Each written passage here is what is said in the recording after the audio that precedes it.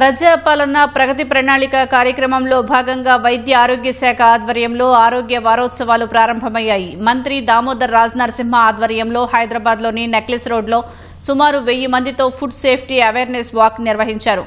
జలవిహార్ నుంచి HMDA grounds వరకు ఈ వాక్ కొనసాగింది. అనంతరం న్యాచురోపతి ఆసుపత్రిలో ఏర్పాటు చేసిన ఈట్ రైట్ మేళాలో పాల్గొన్న మంత్రి అక్కడ ఏర్పాటు చేసిన ఫుడ్ స్టాల్స్ ను సందర్శించారు.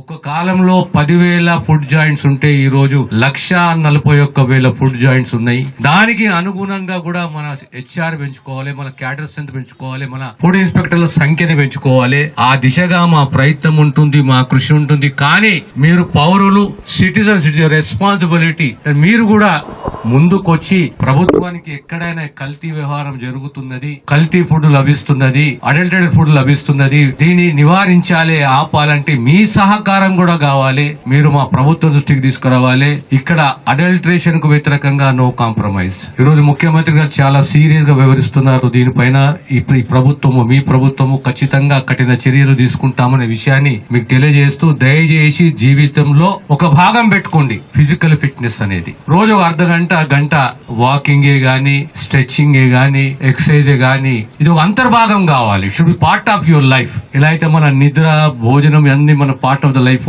అదే రకంగా ఈ ఫిజికల్ ఫిట్నెస్ అనేది, ఫిజికల్ ఎక్సర్సైజ్ ద్వారా it should be your part of our life. Can be healthy, the society will be healthy. మనం కంటున్న కళని సహకరించే దిశగా మనం ముందుకు పోతామనే విషయం తెలియజేస్తూ మీ అందరికి మరొకసారి అభినందన తెలియజేస్తూ నేను సెలవు తీసుకుంటాను. మన రేట్స్ లో కావచ్చు, ప్రతి పట్టుకోవడంలో కూడా ఫుడ్ సేఫ్టీ ఆఫీషియల్స్ బాగా మనకు సహకరిస్తున్నారు. ఇది ప్రజలు కూడా బాగా అవేర్నెస్ తీసుకురావడం జరిగింది.